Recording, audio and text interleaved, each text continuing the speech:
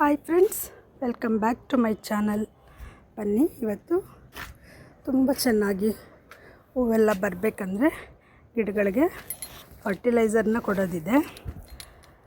ಹಾಗಾಗಿ ಈ ಗಿಡಗಳಿಗೆಲ್ಲ ನಾನು ಏನು ಫರ್ಟಿಲೈಸರ್ ಕೊಡ್ತಾಯಿದ್ದೀನಿ ಅಂತ ನೋಡೋಣ. ಹಾಗೆ ಇವತ್ತು ಸ್ವಲ್ಪ ಕೆಮಿಕಲ್ ಫರ್ಟಿಲೈಸರ್ನ ಕೊಡ್ತಾಯಿದ್ದೀನಿ. ಸುಮಾರು ಜನ ಕೇಳ್ತಿದ್ರು, ನನ್ನ ವಿಡಿಯೋನ ನೋಡ್ತಾರೆ, ಮತ್ತೆ ಕೇಳ್ತಾರೆ ಯಾವ ರೀತಿ ಕೆಮಿಕಲ್ ಫರ್ಟಿಲೈಸರ್ನ ಕೊಡೋದು, ಹೇಗೆ ಕೊಡೋದು ಹೇಳಿ ಅಂತ. ಹಾಗಾಗಿ ಅಂಥವ್ರಿಗೋಸ್ಕರ ಈ ವಿಡಿಯೋ. ಹಾಗೆ ಇಷ್ಟೆಲ್ಲ ಹೂವೆಲ್ಲ ಬರಬೇಕು, ಈ ಚಳಿಗಾಲದಲ್ಲೂ ಹೂ ಸಿಗಬೇಕು ಈಗೆಲ್ಲ ಅಂತಂದರೆ ನಾವು ಫರ್ಟಿಲೈಸರ್ ಮಾಡ್ತಾನೆ ಇರಬೇಕು. ಈಗ ನಂದು ಕೆಮಿಕಲ್ ಫರ್ಟಿಲೈಸರ್ನ ಕೊಡೋ ಅಂಥ ಟೈಮ್ ಆಗಿದೆ ನಮ್ಮ ಗಿಡಗಳಿಗೆ. ಹಾಗಾಗಿ ಕೆಮಿಕಲ್ ಫರ್ಟಿಲೈಸರ್ನ ಕೊಡ್ತಾಯಿದ್ದೀನಿ. ಅದನ್ನು ಹೇಗೆ ರೆಡಿ ಮಾಡ್ಕೊಳ್ಳೋದು ಅಂತ ನೋಡೋಣ. ಹಾಗೆ ಒಂದು ಸ್ವಲ್ಪ ಗಾರ್ಡನಲ್ಲಿ ಕೆಲಸ ಇದೆ, ಅದನ್ನು ಮುಗಿಸಿದ ನಂತರ ಫರ್ಟಿಲೈಸರ್ ಕೊಡೋದಕ್ಕೆ ಆರಂಭ ಮಾಡ್ತೇನೆ. ಬನ್ನಿ, ಫಸ್ಟು ಇವತ್ತಿನ ಸ್ವಲ್ಪ ಗಾರ್ಡನ್ ಕೆಲಸ ಏನು ಅಂತ ನೋಡೋಣ. ಗಣಿಗ್ಲ ಗಿಡ ಹೂ ಬಿಟ್ಟು ಮುಗಿದ ನಂತರ ಈ ರೀತಿ ಕಡ್ಡಿಗಳು ಹಾಕ್ತವೆ. ಈ ರೀತಿ ಕಡ್ಡಿಗಳನ್ನು ನಾವು ಅಲ್ಲೇ ಚೂಟಿ ತೆಗೆದು ಬಿಡಬೇಕು. ಈ ರೀತಿ ತೆಗೆಯೋದ್ರಿಂದ ನಮ್ಗೆ ಇಲ್ಲೇ ಗ್ರೋತ್ಗಳು ಸ್ಟಾರ್ಟ್ ಆಗ್ತವೆ. ನೋಡಿ, ಇದನ್ನ ತೆಗಿಲಿಲ್ಲ ಅಂದರೆ ಇಲ್ಲಿ ಗ್ರೋತ್ ಬರಲ್ಲ. ತೆಗೆದಿದ್ರಿಂದ ಇಲ್ಲಿ 2 ಕೌತ್ಲು ಬಂದಿದೆ. ಒಂದು ಟೈಮ್ ತೆಗೆದಿರ್ತೀವಿ ಯಾವಾಗಲಾರು, ಹಾಗಾಗಿ 2 ಕೌತ್ಲು ಬಂದಿರುತ್ತೆ. ಇದನ್ನ ತೆಗೆದಿಲ್ಲ ಅಂದರೆ ಮುಂದಕ್ಕೆ ಹೊಸ ಗ್ರೋತು ಬರೋದೇ ಇಲ್ಲ. ಹಾಗಾಗಿ ಸಾಧ್ಯವಾದಷ್ಟು ಯಾರೇ ಆದರೂ ಸರಿ ನಿಮ್ಮ ಮನೆಯಲ್ಲಿ ಈ ಗಿಡ ಇದ್ದಾಗ ಇದನ್ನು ಹೂ ಬಿಟ್ಟು ಮುಗಿದ ನಂತರ ಈ ರೀತಿಯ ಕಡ್ಡಿಗಳನ್ನು ತೆಗೆದುಬಿಡಿ. ಆಗ ಗಿಡದಲ್ಲಿ ನಾವು ಬೆಳವಣಿಗೆಯನ್ನು ನೋಡೋಕ್ಕೆ ಸಾಧ್ಯ ಆಗುತ್ತೆ. ನಮ್ಮ ಗಿಡದಲ್ಲಿ ಹೂವೆಲ್ಲ ಬಿಟ್ಟು ಸುಮಾರು ದಿವಸ ಚೆನ್ನಾಗಿ ಹೂ ಬಿಟ್ಟಿದೆ. ಈಗ ತುಂಬ ಕಡ್ಡಿಗಳಾಗಿದೆ, ಅಂದರೆ ಅದರದ್ದು ಮುಗಿದಿದೆ, ಹೂವಿನ ಕಾಲ ಮುಗಿದಿದೆ.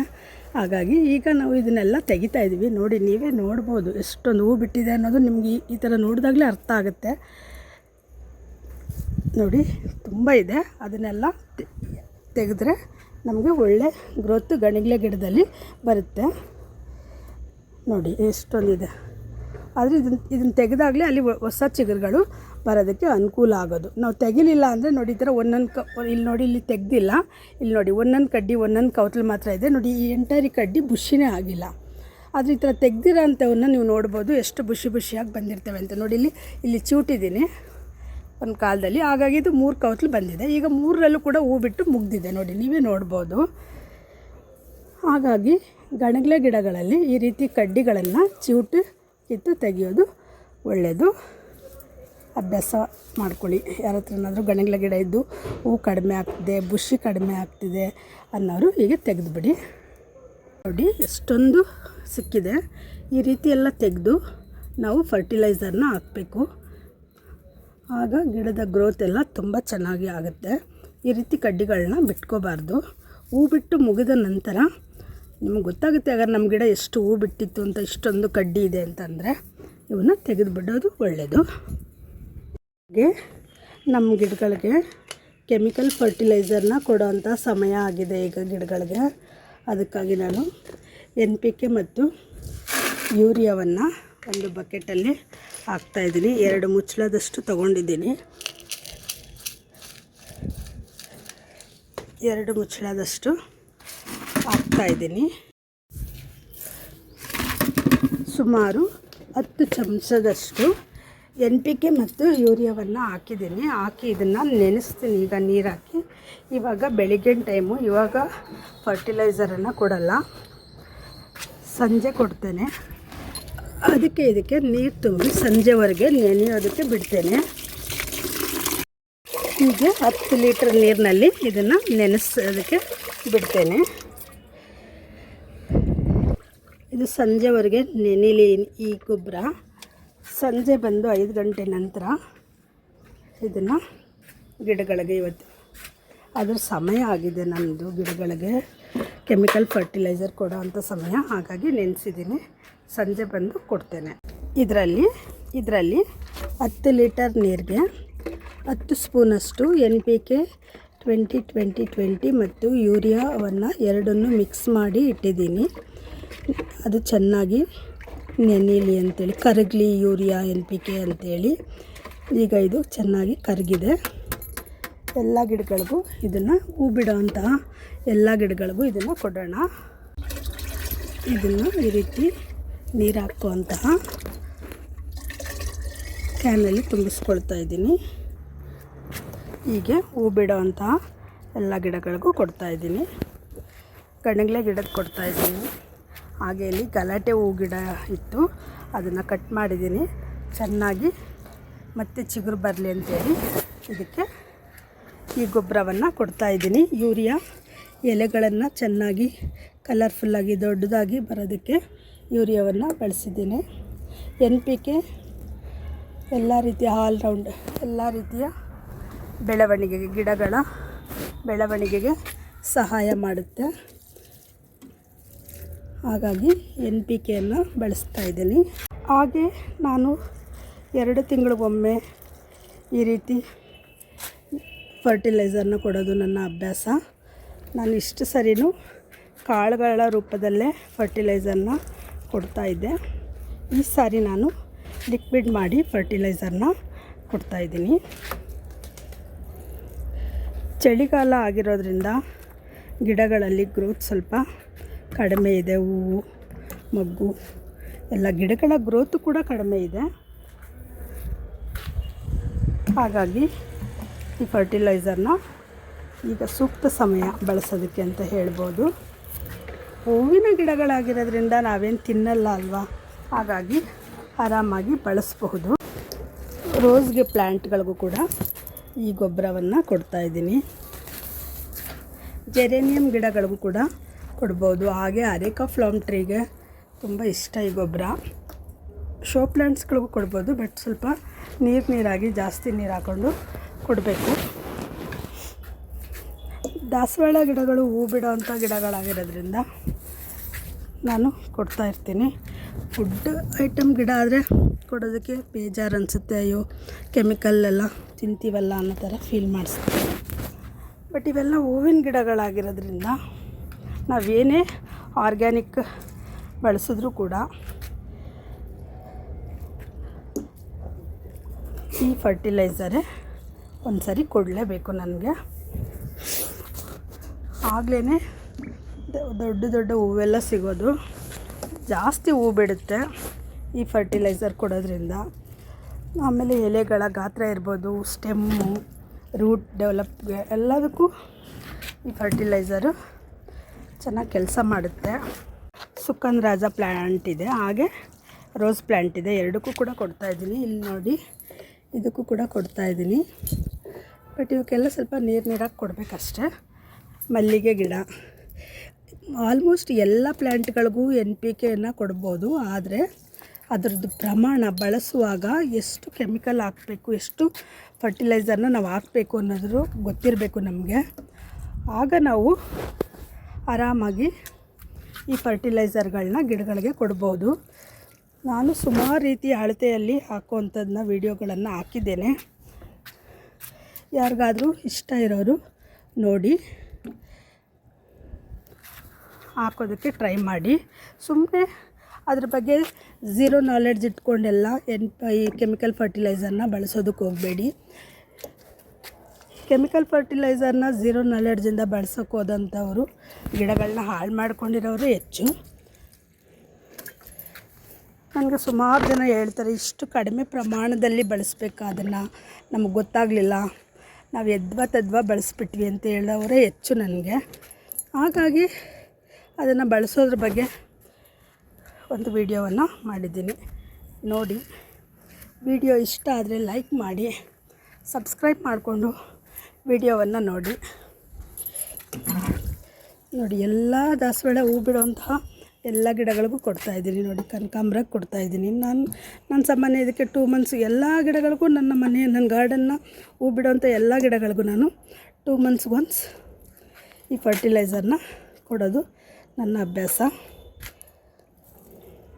ಸ್ವಲ್ಪ ನೀರನ್ನ ಜಾಸ್ತಿ ಮಾಡಿ ಅಡೇನಿಯಂ ಗಿಡಗಳಿಗೂ ಕೂಡ ಇದನ್ನು ಕೊಡ್ತಾಯಿದ್ದೀನಿ. ಸಕ್ಯುಲೆಂಟ್ಸ್ಗಳಿಗೂ ಕೊಡ್ಬೋದು ಅಂತ ಹೇಳ್ತಾರೆ, ಬಟ್ ನಾನು ಯಾವಾಗಲೂ ಕೊಟ್ಟಿಲ್ಲ. ಯಾಕೆಂದರೆ ಹಾಳಾದರೆ ಅಂಥೇಳಿ ನಾನು ಕೊಡಲ್ಲ. ಬೇಡಪ್ಪ ಅಂಥ ಸಾಹಸ ಎಲ್ಲ ಮಾಡೋದೇ ಬೇಡ. ಶೋ ಪ್ಲ್ಯಾಂಟ್ಸ್ಗಳಿಗೂ ಅಷ್ಟೇ ಕೊಡ್ತೀನಿ, ಆದರೆ ಇದಕ್ಕೆ ಸ್ವಲ್ಪ ನೀರು ಜಾಸ್ತಿ ಮಿಕ್ಸ್ ಮಾಡಿರ್ತೀನಿ. ತುಂಬ ಏನು ಕೊಡೋಕ್ಕೆ ಹೋಗಲ್ಲ. ಫರ್ಟಿಲೈಸರ್ನ, ಕೆಮಿಕಲ್ ಫರ್ಟಿಲೈಸರ್ನಾಗಲಿ ಯಾವುದೇ ಫರ್ಟಿಲೈಸರ್ನಾಗಲಿ ಕೊಡ್ತೀವಿ ಅಂದಾಗ ನಾವು ಅನುಸರಿಸ್ಬೇಕಾದ ಕ್ರಮಗಳು: ಪಾಟ್ಗೆ ಬೆಳಿಗ್ಗೆ ಹೊತ್ತು ನೀರು ಹಾಕಿರಬಾರ್ದು. ಸಂಜೆ ಹೊತ್ತು ಮಾತ್ರ ನಾವು ಯಾವುದೇ ಫರ್ಟಿಲೈಸರ್ ಆದರೂ ಕೊಡಬೇಕು.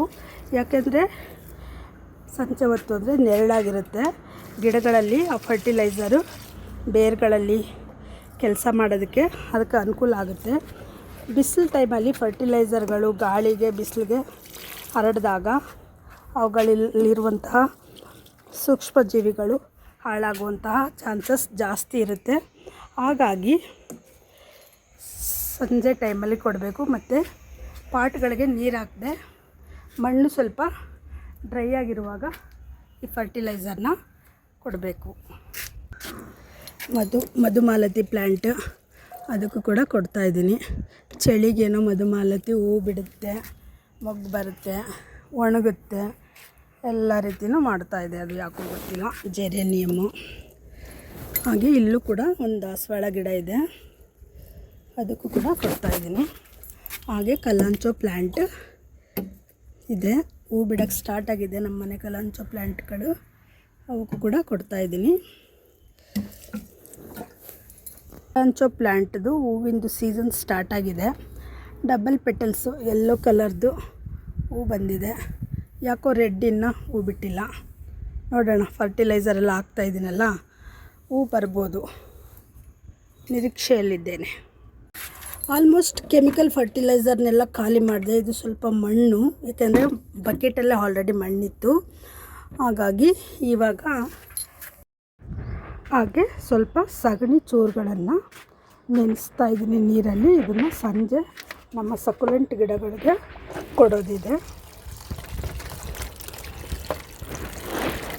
ಡ್ರೈ ಸಗಣಿಯನ್ನು ನೆನೆಸ್ತಾ ಇದ್ದೀನಿ.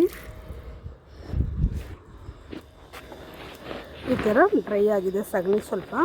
ಅಂದರೆ ಇದು ನಮ್ಮ ಮನೆ ಮುಂದೆ ಹಸು ಹಾಕಿ ಹೋಗಿದ್ದಂತಹ ಸಗಣಿ ಒಣಗಿಸಿದ್ದೀನಿ. ಸ್ವಲ್ಪ ಡ್ರೈ ಆಗಿಲ್ಲ, ಸ್ವಲ್ಪ ಡ್ರೈ ಆಗಿದೆ, ಅಂದರೆ ಮುಕ್ಕಾಲು ಭಾಗ ಡ್ರೈ ಆಗಿದೆ.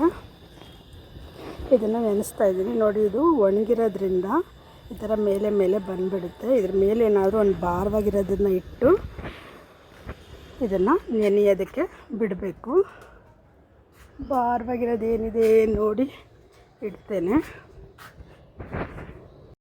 ನಮ್ಮ ಗಾರ್ಡನಲ್ಲಿ ಭಾರವಾಗಿರೋದು ನನಗೆ ಏನೂ ಕಾಣಿಸ್ಲಿಲ್ಲ, ಅದಕ್ಕೆ ಸ್ಪ್ರೇ ಬಾಟಲ್ಗಳನ್ನು ಸಗಣಿ ಮೇಲೆ ಇಟ್ಟಿದ್ದೀನಿ. ಬೆಳಿಗ್ಗೆ ನಾನು ಕೌಡಂಗ್ ಫರ್ಟಿಲೈಸರ್ನ ನೆನೆಸಿದ್ದೆ. ಅದನ್ನು ಈಗ ನಮ್ಮ ಸಕ್ಯುಲೆಂಟ್ ಗಿಡಗಳಿಗೆ ಕೊಡೋದಕ್ಕೆ ಅಂತ ರೆಡಿ ಮಾಡ್ಕೋತಾ ಇದ್ದೀನಿ. ಹೀಗೆ ಕಲಿಸ್ಕೋಬೇಕು. ಏನೇ ಮಾಡಿದ್ರು ಇದು ಒಣಗಿಬಿಟ್ರಂತೂ ಬಿಡೋದೇ ಇಲ್ಲ. ನೋಡಿ, ಈ ಥರ ಇಪ್ಪೆ ಥರ ಆಗುತ್ತೆ ಸಗಣಿ. ಸುಮಾರು ಟೈಮ್ ತೊಗೊಳುತ್ತೆ ಇದನ್ನು ಕಲಿಸ್ಕೊಳ್ಳೋದಕ್ಕೆ. ನೋಡಿ, ಎಷ್ಟೊತ್ತು ನೆನೆಸಿದ್ರೂ ಕೂಡ ಅದಷ್ಟು ಈಸಿಯಾಗಿ ಬಿಟ್ಕೊಳ್ಳೋದಿಲ್ಲ. ಹಾಗಾಗಿ ಇದನ್ನು ಕಲಸಿ ರೆಡಿ ಮಾಡ್ಕೊಳ್ತೀನಿ ಒಂದು ಸ್ವಲ್ಪ ಹೊತ್ತು. ಹಾಗೆ ಸಗಣಿಯಿಂದ ತಯಾರಿಸಿದಂತಹ ಗೊಬ್ಬರ, ಸಗಣಿ ನೀರು ರೆಡಿ ಆಯಿತು. ಇವನ್ನು ಈ ಸಕ್ಯುಲೆಂಟ್ ಪ್ಲ್ಯಾಂಟ್ಗಳಿಗೆ ಕೊಡೋದಕ್ಕೆ ರೆಡಿ ಮಾಡಿದ್ದೀನಿ. ಸಕ್ಯುಲೆಂಟ್ಸ್ಗಳಿಗೆ ನಾನು ಯಾವಾಗಲೂ ಒಂದು ತಿಂಗಳಿಗೊಂದು ಸಾರಿ ನಾನು ಇದನ್ನೇ ಕೊಡೋದು. ಇದನ್ನು ಕೊಡುವಾಗ ಸ್ವಲ್ಪ ಗಿಡಗಳ ಮೇಲೆ ಹಾಕಲ್ಲ, ಬಿದ್ದರೂ ಏನೂ ಆಗಲ್ಲ, ಬಟ್ ಕೊಳೆ ಆಗಿಬಿಡುತ್ತೆ ಗಿಡ. ಇದು ಬಿದ್ದರೆ, ನೀರು ಬಿದ್ದರೆ ಕಲರ್ ಆಗುತ್ತೆ. ಅದಕ್ಕೆ ಸ್ವಲ್ಪ ನೋಡಿಕೊಂಡೆ ಕೊಡೋದು.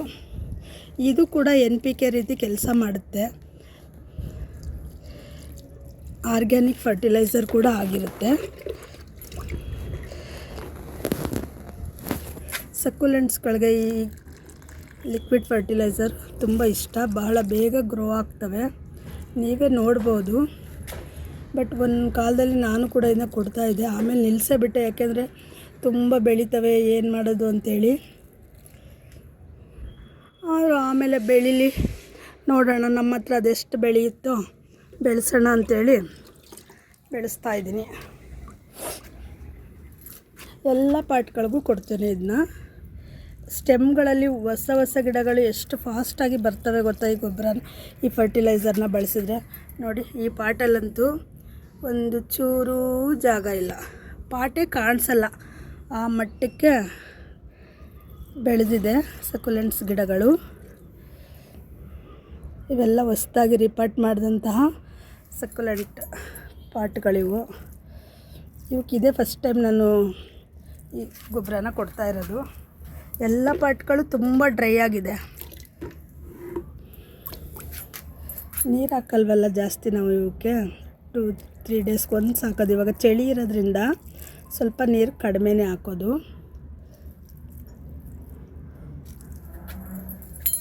ಕಾಫಿ ಇಲ್ಲಿಗೆ ಬಂತು. ಕಾಫಿ ಕುಡಿದ್ಬಿಟ್ಟು ಆಮೇಲೆ ಫರ್ಟಿಲೈಸರ್ನ ಕೊಡ್ತೇನೆ ಸಕ್ಯುಲೆಂಟ್ಸ್ಗೆ. ಕಾಫಿ ಆರೋಗುತ್ತೆ, ಫಸ್ಟ್ ಕುಡಿಯೋಣ. ಈ ಗಿಡಗಳಿಗೆ ನಾವು ನೀರು ಹಾಕಿಲ್ಲದೆ ಇರೋದ್ರಿಂದ ಫರ್ಟಿಲೈಸರ್ನ ಚೆನ್ನಾಗೇ ಕುಡಿತವೆ, ಯಾಕೆಂದರೆ ಮಣ್ಣು ಇರುತ್ತೆ. ನಾವು ನೀರು ಹಾಕಿಲ್ವಲ್ಲ, ಹಾಗಾಗಿ ಪಾಟ್ ಒಳಗಡೆ ಜಾಸ್ತಿ ಲಿಕ್ವಿಡ್ನೇ ಕೇಳುತ್ತೆ ಇದು. ನೋಡಿ ಚೆನ್ನಾಗಿ ಹೋಗುತ್ತೆ. ಒಂದು ಅರ್ಧ ಬಕೆಟಷ್ಟು ಖಾಲಿ ಐತೆ ಇವಾಗ ಲಿಕ್ವಿಡು. ಯಾವ ಪಾಟಲ್ಲೂ ಏನು ಸೋರ್ಕೊಂಡಿಲ್ಲಪ್ಪ, ನೀಟಾಗಿ ಅಬ್ಸರ್ವ್ ಮಾಡ್ಕೊಂಡಿದೆ. ನೋಡಿ ಒಂದು ಚಿಕ್ಕ ಪಾಟ್, ಎಷ್ಟೊಂದು ಬೇಬಿ ಪ್ಲ್ಯಾಂಟ್ಸ್ ಬಂದಿದೆ.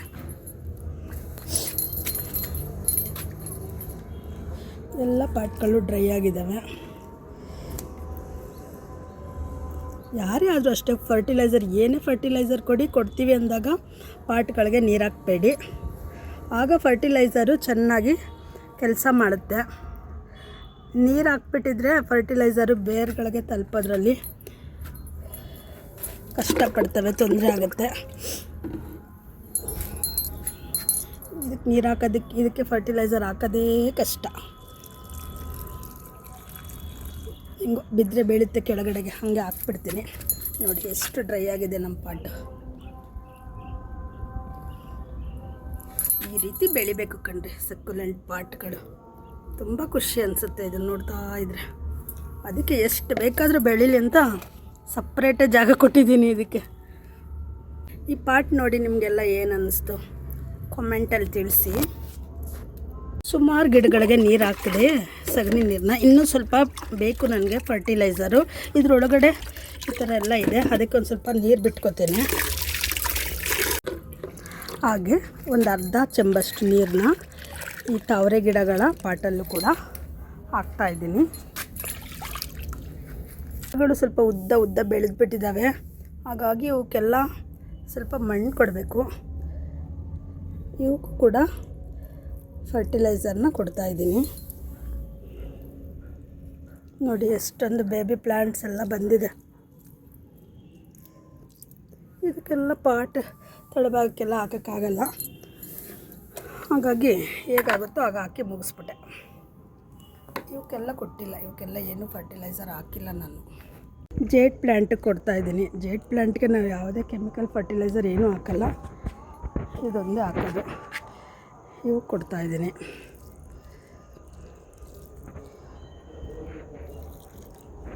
ಹಾಗೆ ಇಲ್ಲಿರುವಂತಹ ಎಲ್ಲ ಪ್ಲ್ಯಾಂಟ್ಗಳಿಗೂ ಸಗಣಿ ಗೊಬ್ಬರವನ್ನು ಕೊಡ್ತಾಯಿದ್ದೀನಿ. ಇವಕ್ಕೆ ನಾನು ತುಂಬ ದಿವಸದಿಂದ ಗೊಬ್ಬರ ಕೊಟ್ಟಿಲ್ಲ, ಯಾಕೆಂದರೆ ಈ ಗಿಡದಲ್ಲಿ ಗಿಡಕ್ಕಿಂತ ಕಳೆನೇ ಹೆಚ್ಚು, ಆ ಥರನೂ ಆಗಿದೆ. ಇನ್ನೊಂದು ತುಂಬ ಬೆಳೆದಿದೆ ಗಿಡಗಳು. ಇವತ್ತು ಬೇರೆ ಜಾಗ ಕೊಡಬೇಕು. ಆ್ಯಕ್ಚುಲಿ ಇವೆಲ್ಲ ಜೋತು ಬೀಳೋ ಥರ ಸ್ಟೆಪ್ ಬೈ ಸ್ಟೆಪ್ ಜಾಗ ಕೊಡಬೇಕು. ನನಗೆ ಕೊಡೋಕ್ಕಾಗಿಲ್ಲ. ಆ ಥರ ಸ್ಟೆಪ್ ಬೈ ಸ್ಟೆಪ್ ಜಾಗ ಕೊಟ್ಟು ಬೆಳೆಸಿದಾಗ ಈ ಗಿಡ ತುಂಬ ಚೆನ್ನಾಗಿ ಕಾಣಿಸುತ್ತೆ. ಆದರೆ ನಂತರ ಜಾಗ ಇಲ್ಲದ ಕಾರಣ ಕೊಟ್ಟಿಲ್ಲ. ಹಾಗೆ ಇಲ್ಲಿ ಒಂದು ಕ್ಯಾಕ್ಟರ್ಸ್ ಇದೆ, ಅದಕ್ಕೂ ಕೂಡ ಕೊಡ್ತಾಯಿದ್ದೀನಿ. ಇವಕ್ಕೆಲ್ಲ ತುಂಬ ದಿನ ಆಗಿದೆ, ಒಂದು 6 ತಿಂಗಳು ಹತ್ತತ್ರ ಆಗಿದೆ ಈ ಥರ ಎಲ್ಲ ಫರ್ಟಿಲೈಸರ್ ಕೊಟ್ಟು. ಇವಕ್ಕೆಲ್ಲ ಜಾಸ್ತಿ ಫರ್ಟಿಲೈಸರ್ನ ಕೊಡಲ್ಲ.